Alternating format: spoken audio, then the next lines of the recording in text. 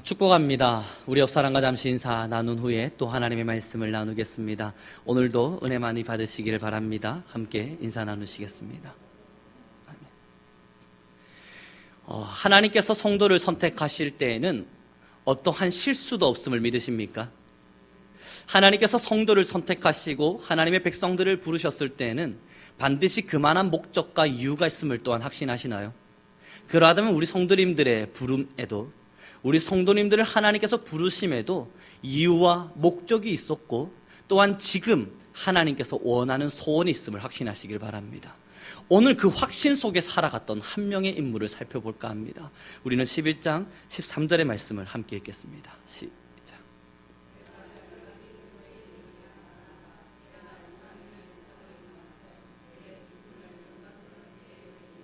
아멘.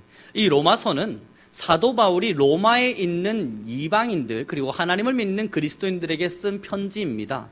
그러니까 지금 이 본문의 말씀의 주인공이 누구인지는 말하지 않아도 사도 바울임을 모두 확신하실 겁니다. 이 사도 바울이 지금 이 13절의 말씀에 무엇을 이야기하냐면요, 자기는 이방인의 사도로 불림을 받았고 이 이방인의 사도로 살아가는 직분을 부끄럽게 여기지 아니한다 이야기를 합니다. 이 참 이상한 이야기입니다. 하나님의 복음을 열심히 증거하고 있는 사도 바울이 이방인의 직분, 이방인의 사도의 역할을 감당하는데 왜 부끄럽게 여기지 않는다는 단어를 꼭 쓸까? 그 이유는요, 사도 바울이 이방인을 향해 전도한 첫 번째 사람이기 때문입니다. 우리는 다시 13절의 말씀을 함께 읽겠습니다. 시작.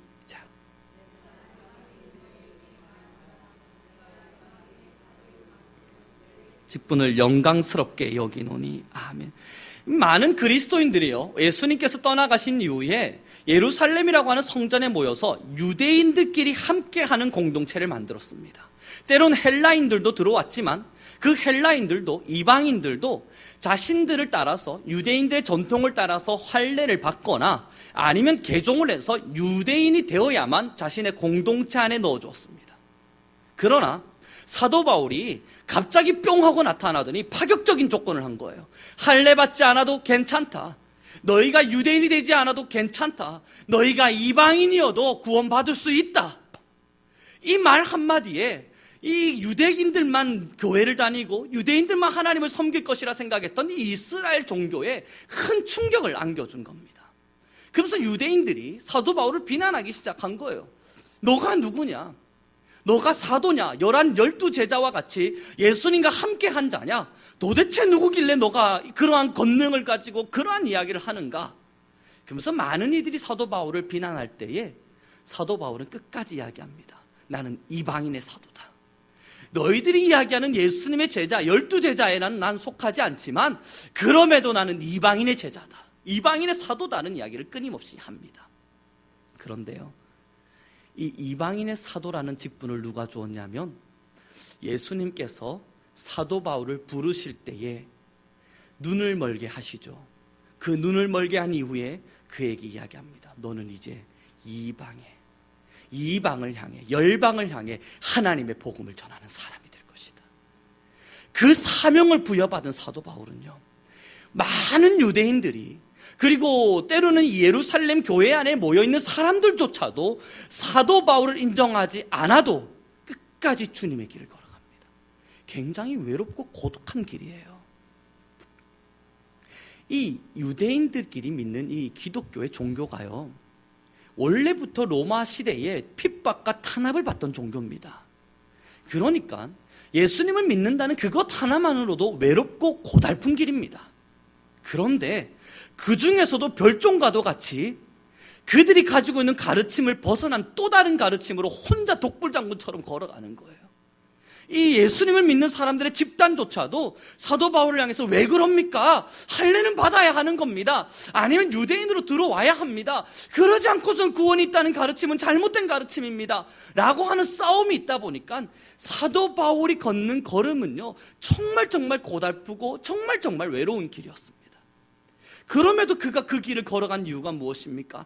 자신이 받은 직분 때문입니다. 하나님이 자신에게 준 신앙의 목적, 하나님께서 나를 부르시고 성도로 부르시고 예배하는 사람으로 세우셨을 때, 하나님의 아들이라 칭함을 주셨을 때 나에게 주신 그 목적 하나가 사도 바울의 그 외로운 길 속에서도, 사도 바울의 그 엄청나게 힘든 핍박과 고난의 길 속에서도 굳이 하나님을 따라 걷게끔 하였습니다. 사랑하는 우리 성교성도 여러분, 하나님의 부르심에는 실수가 없으심을 믿으십니까? 하나님이 어떠한 사람을 부르든 이유 없이 뜻없이 부르지 않음을 또한 확신하십니까? 그러하다면 지금 우리 성도님들을 부르셨음에도 이유와 목적이 있음을 확신하십니까? 이것이 우리가 걷고 있는 믿음입니다. 그저 내가 주님 앞에 서서 천국 가야지, 그것은 첫 번째 문제예요. 하나님께서 믿지 않는 자를 부르셨을 땐 천국을 주시고자 하셨어요. 영원한 생명을 내가 너희에게 주마, 너희가 감당하지 못할 영원한 생명을 너희에게 주마. 이것은 이미 주어진 것입니다. 이미 주어진 것을 하나님께서 허락하시곤 무엇을 명하십니까? 너는 나의 제자가 되어 이때의 삶을 살라.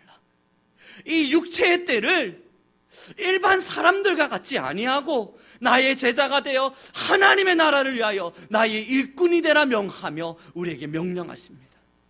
이제 우리가 걸어가는 이 신앙의 길은요, 구원을 이루어가는 과정이지만 또한 하나님의 목적을 성취해가는 과정입니다.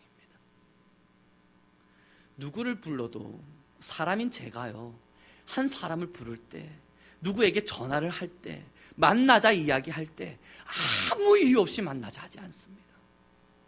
뭔가 이유는 반드시 있어요. 이유 없다면 만나지 않습니다. 이유 없이 만나는 사람이 누군 줄 아십니까? 길 지나가다가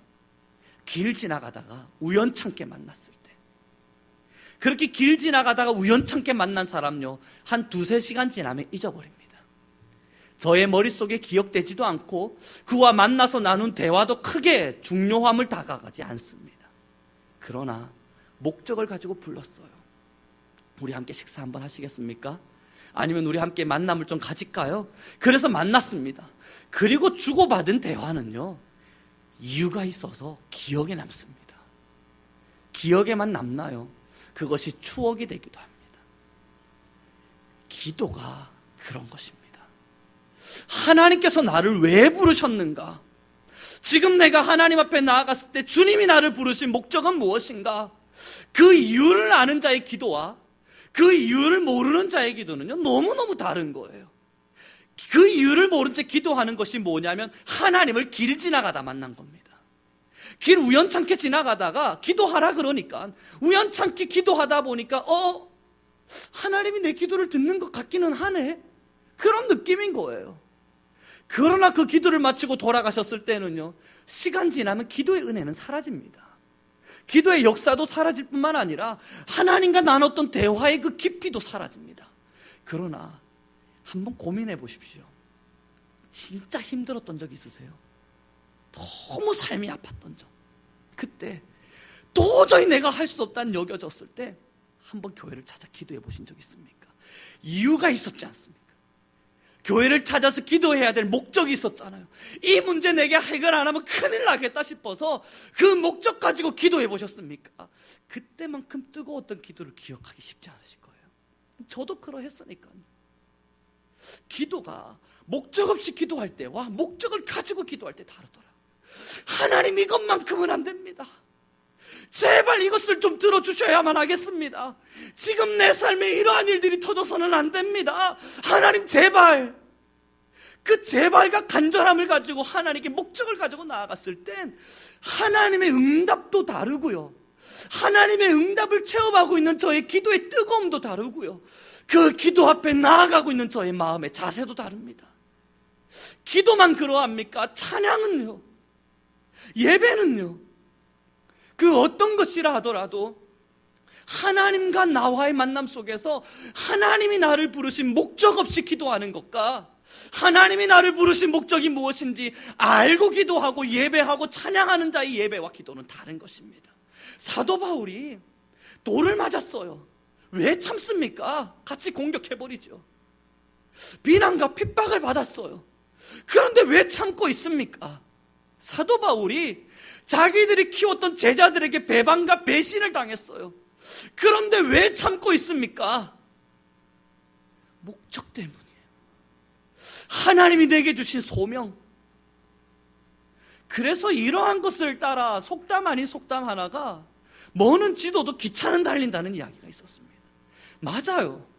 사도 바울이 수많은 공격과 잡다한 이야기들을 들을 수 있었습니다. 이 서신서들이라고 하는 에베소서, 골로새서, 빌립보서, 로마서, 고린도전서, 후서, 갈라디아서, 디모데전후서, 수많은 성경들은 사도 바울을 비난하는 사람들을 향해서 글을 쓴 것입니다. 제발 너희는 내게 그러지 마라. 나의 사랑하는 제자들아, 내가 너희 교회를 세울 때 얼마나 많은 고통과 고난을 받았는지 알지 않느냐? 그런데 너희가 왜 나에게 이렇게 고난을 주느냐? 그러지 마라. 그러면서 쓴 내용들이 오늘 읽는 이 로마서, 갈라디아서, 골로새서들입니다. 그 고난 앞에 사도 바울은 무너지지 않았습니다. 사도 바울이 이방인의 사도로 살아가는 것을 영광스럽게 생각했던 이유는요, 고난이 없어서도 아니고 아픔이 없어서도 아닙니다. 홀로 걸어가는 외로운 길이었지만 목적이 있었습니다. 그가 지금 이 자리에 서 있어야만 하는 이유가 있었습니다. 그 이유가 그에게 힘이 되어서 나는 이방인의 사도로 살아가는 것을 영광스럽게 생각하노라. 아무리 많은 사람이 비난하더라도 나는 이 이방인의 사도로 살아가는 것을 자랑스럽게 생각하노라. 하나님이 내게 주신 사명이니까. 사랑하는 우리 성도 여러분, 이 목적이라고 하는 것은요, 사람을 살게 하는 원동력입니다. 신앙도 마찬가지입니다. 신앙의 목적이라고 하는 것은요, 내 신앙을 뜨겁게 만들어주는 이유입니다.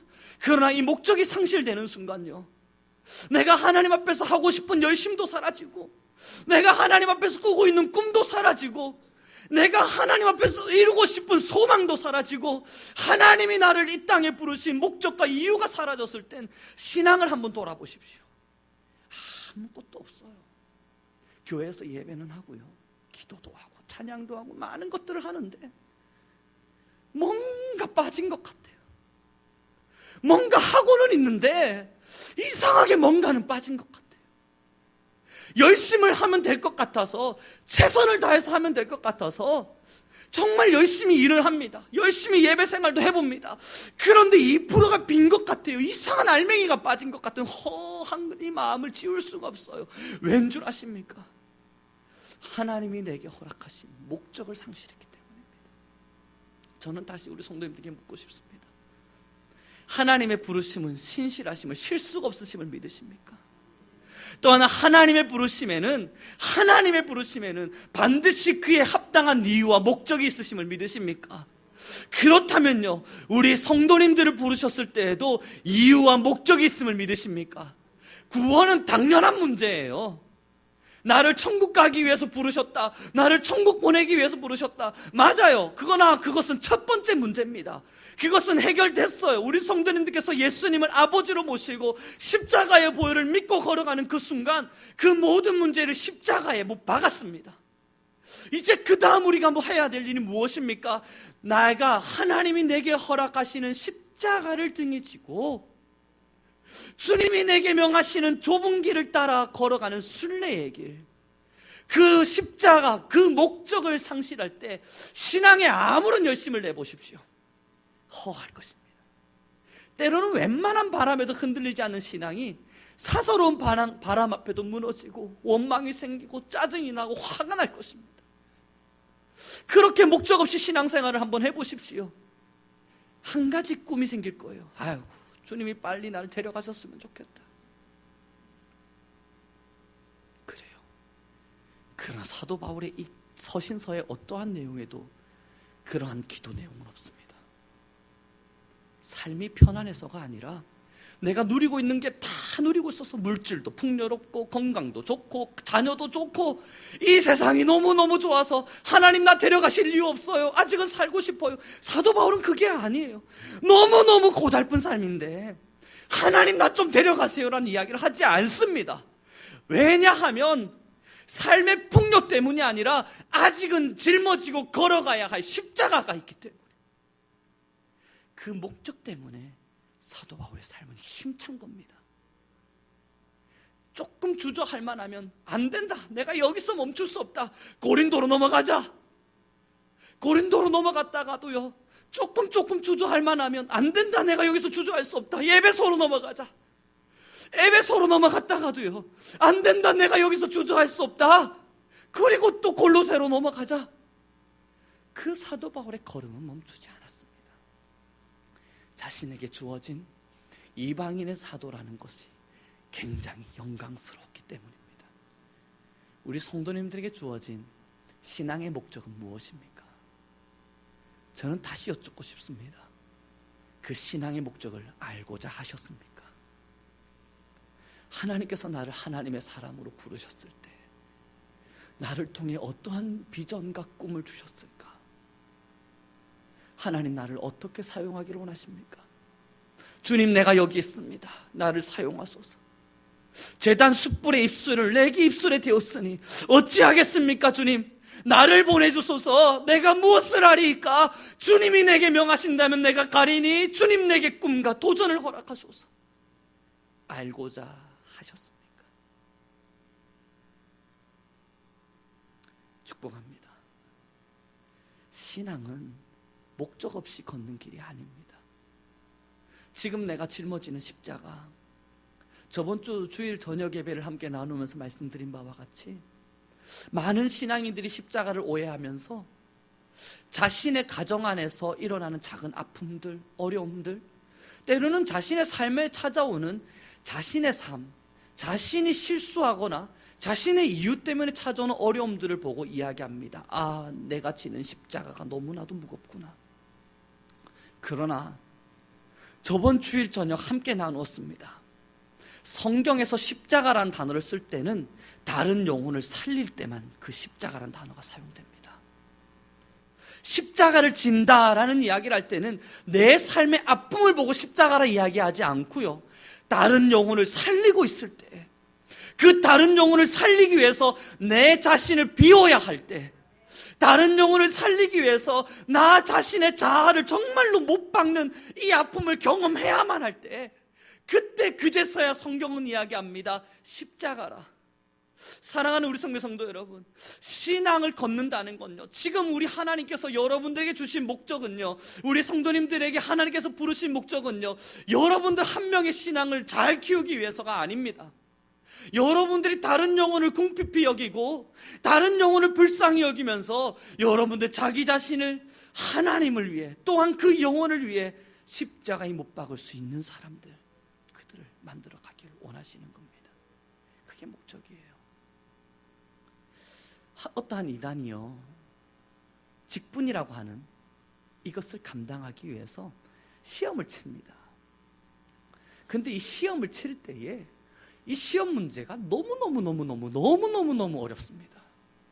저도 그 시험 문제를 본 적이 있는데, 그 시험 문제를 제가 지금 이 시간 부끄러운 고백이지만 제가 읽었음에도 불구하고 풀 수 있는 것이 당연히 100점이겠거니 하고 보았지만, 저도 신학 꽤나 오래 했습니다만 그럼에도 참 모르는 부분들이 많았습니다.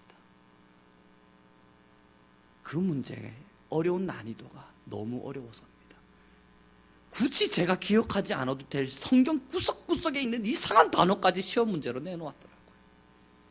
근데 더 중요한 건요, 그 이단은 본부가 따로 있는데 본부에 들어가려면 카드를 찍고 들어가야 돼요.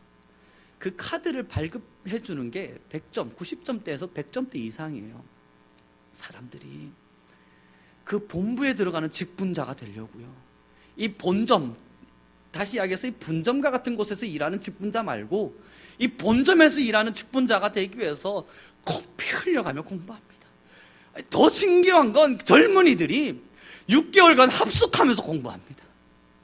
직장 다 내려놓고 6개월간 서로 합숙하면서 열심히 공부해가지고 고시 공부하듯이, 그리고 그 직분자들이 받을 수 있는 카드 하나 받아들고 그 본점을 문을 열고 들어가는 겁니다. 그리고 일을 시키면요,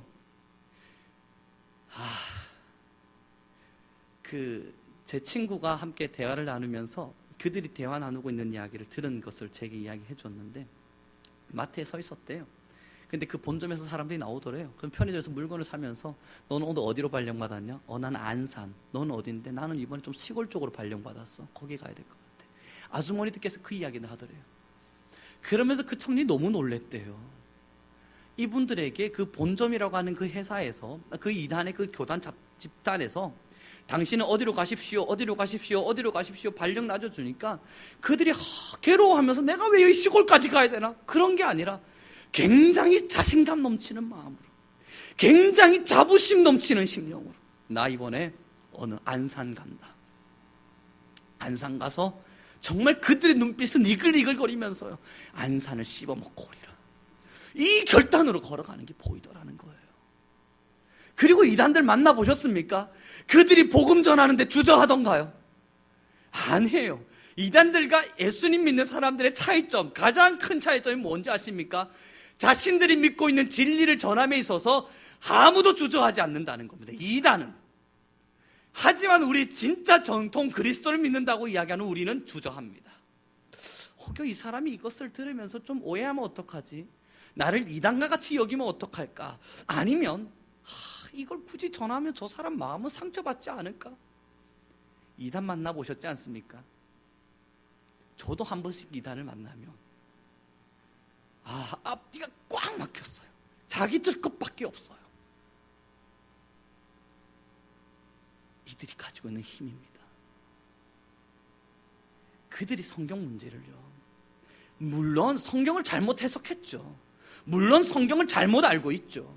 물론 성경을 이상하게 알고 있죠. 그 오답을 배우고 있는 사람들조차도 6개월 합숙 훈련을 한다고요. 말도 안 거 아닙니까? 뭐 때문입니까?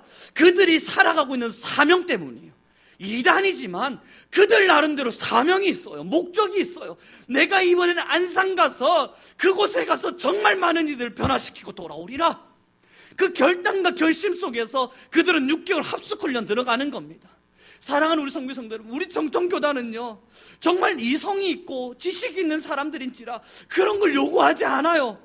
보십시오. 우리 성경 퀴즈데이 이번에 한다고 11월 달에 알렸는데 누가 합숙훈련하라 이야기하지 않았습니다. 6개월간 직장 그만두라 이야기하지 않았습니다. 우리는 대려 상금 주겠습니다. 상금이라도 드릴 테니까 제발 성경 좀 봐주십시오. 그거 이야기하고 있어요. 그리고 나서 우리가 또 그걸 배우고 나서 여러분 가서 복음을 마음껏 전하십시오. 직분에 대한 사명에 대한 뭔가 부담을 드립니까? 그것도 아닙니다. 이 본질을 가지고 있는 우리는 이성적인지라 사람의 마음을 읽을 수 있고 감정을 읽을 수 있어서 사람을 이해하려 합니다. 얼마나 힘들까. 그러나 하나님의 말씀을 가지고 살아가고 있는 우리가 그들보다 목적은 있어야 되지 않겠습니까? 그들의 열심, 그 열심 보면서 본받자 말하지 않겠습니다. 그 열심을 보면서 우리도 그들처럼 6개월 합숙 훈련합시다. 그거 아닙니다. 그들처럼 우리도 지역마다 발령받아서 죽을 힘을 다해 싸워봅시다. 그것도 아닙니다. 그러나 목적은 있어야 하는 겁니다. 이단들도 그런 목적들을 가지고 자신들의 삶 앞에, 자신들이 믿는 이상한 신 앞에 자신을 드리고 있는데, 우리가 믿는 하나님이 진짜라면요, 여러분들의 마음속에 새겨져 있는 예수 그리스도의 십자가의 사랑이, 예수 그리스도의 이 사랑이 정말로 여러분들을 구원하셨음을 확신하신다면요, 목적은 있어야죠. 주님이 나를 왜 부르셨는가? 왜 아직까지 내 생명을 거두지 않으셨는가? 지금 내가 이 직분 속에서 걸어가고 있는 삶의 목적은 무엇인가? 내가 짊어져야 할 십자가는 무엇인가? 사랑하는 우리 성도 여러분, 목적을 잃어버리면 모든 것을 잃어버리게 됩니다. 예전에 설교를 예화를 통해서 함께 나눴지만 그 자살을 하는 사람들과 자살을 하지 않는 사람들을 비교를 했습니다. 근데 참 신기한 게 나타났어요. 자살을 하는 사람들을 봤는데 자살을 하지 않는 사람들과 자살을 하는 사람들을 비교해 보니까 삶의 무게가 자살하는 사람들이 훨씬 무거울 것 같잖아요. 빚이 더 많이 졌거나 아니면 찾아온 역경이 더 무거워서 자살할 정도면 얼마나 힘들었을까 생각해서 보니까 어떤 사람은요, 자살을 했는데 1억 빚졌다고 자살을 하더라고요. 근데 어떤 사람은 100억을 빚져도 꿋꿋이 살아가더라고요. 그 어떤 사람, 자살한 사람을 열심히 보니까 수능 못 쳤다고 자살을 하더라고요. 그런데 어떤 사람은요, 수능만 못 쳤습니까? 이력서 쓰는 족족마다 다 망하고 있는데도 꿋꿋하게 살아가더라. 그러면서 심리학자들이 밝혔어요. 자살을 하는 사람과 자살을 하지 않은 사람의 차이는 삶의 무게가 아니다. 1억을 빚진 사람은 자살하지만 100억을 빚진 사람은 자살하지 않더라. 수능 망했다고 자살하는 사람 있지만 인생을 망해도 자살하지 않는 사람은 안 하더라. 그 차이가 무엇인가? 자살하는 사람과 자살하지 않는 사람의 차이가 무엇인가? 아직까지 살아갈 희망이 있는가? 아직 내가 살아가야 할 희망이 있는가? 내가 짊어져야 될 가족들, 내가 함께 사랑해야 될 사람들, 함께 내가 지금 헌신해야 될 누군가가 있을 때 사람들은 절대 죽지 않는데요. 내가 헌신해줘야 될 사람이 있으니까요. 그게 삶의 목적입니다. 참 신비로운 사람이에요. 사람이라고 하는 존재는 참 신비로워요. 그래서 헌신하면서 힘을 얻는 게 사람입니다. 누군가를 향해 헌신하고 헌신하면서 삶의 이유를 찾아가는 게 사람입니다. 자녀를 키우면서 내가 그래도 이 자녀는 끝까지 키워놓고 가야지. 이번에 어떠한 광고를 봤는데 굉장히 가난하게 살고 있는 할머니 한 분께서 이 손녀가, 손자가 병이 들어 있어요. 근데 할머니가 내가 죽기 전에 그래도 제 사람 구실하는 건 보고 가야 되지 않겠냐. 그러면서 그 어려운 삶을 꿋꿋하게 살아내요. 아직까진 자기가 헌신할 사람이 있기 때문입니다. 근데 수능 망했다고 자살하는 친구들 있잖아요. 그들은요, 내 인생이 수능이 망했구나. 지금까지 어른들한테 배워온 거예요. 이거 망하면 너 인생 끝나.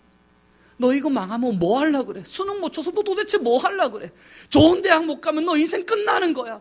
그것만 배운 친구들은요, 수능 망하니까 인생 끝났는 줄 알고 이제 더 이상 희망 없구나 하고 죽는 겁니다. 희망을 못 봐서 그렇습니다. 사랑하는 우리 성도 여러분, 신앙이 살아있으려면요, 목적이 있어야만 합니다.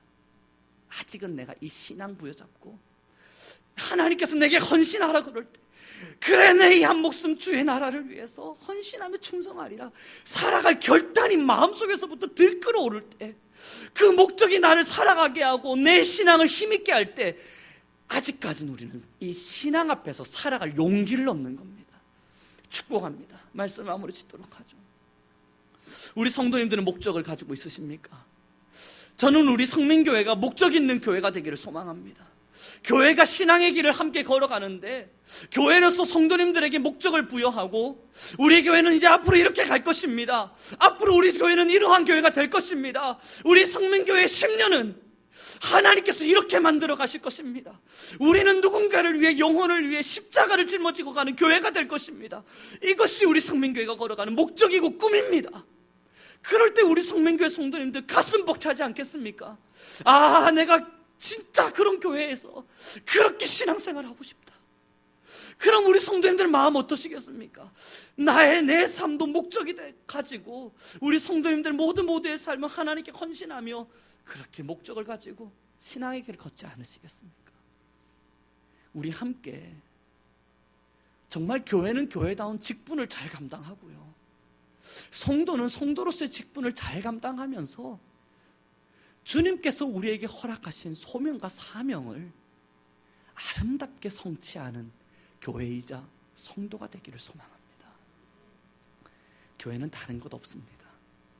교회는 어떻게 해야 될까? 무엇을 해야 될까? 고민하지 않으셔도 됩니다.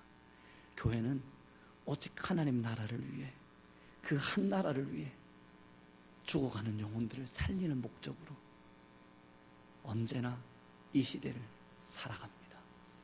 그 죽어가는 영혼의 첫 번째는 죽어가는 나의 영혼입니다. 죽어가는 내 영혼을 살리고, 두 번째는 죽어가는 다른 사람의 영혼을 긍휼히 여기는 겁니다. 그렇게 교회는 사람을 사랑하며 사람을 섬기며, 그렇게 성도는 하나님의 마음으로 사람을 위해 기도하며 함께 걸어가는 것입니다.